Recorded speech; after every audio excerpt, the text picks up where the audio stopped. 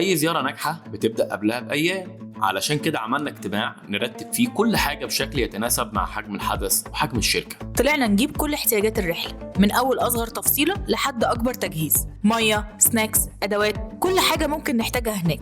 احنا مؤمنين ان التفاصيل الصغيرة هي اللي بتفرق، عشان كده كنا بنراجع كل حاجة أكتر من مرة، لأن آخر حاجة ممكن نقبل بيها إن العميل يحتاج حاجة وما يلاقيهاش.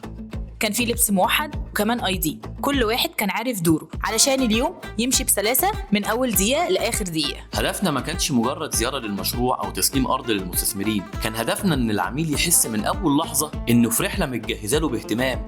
بدأنا نستقبل العملاء في مقر الشركة بالليل عشان نتحرك، وكان واضح من أول لحظة إن الحماس مال المكان، ناس جاية تشوف أرضها لأول مرة وناس مستنية تشوف حجم الشغل اللي اتعمل على أرض الواقع. ودي كانت مجرد بداية، لأن اللي جاي مش مجرد رحلة عادية، اللي جاي هو اللحظة اللي كل تعبنا فيها هيبان وكل تفصيلة اتجهزت علشانها. استنونا في اللي جاي، لأن المفاجأة الحقيقية لسه في الطريق.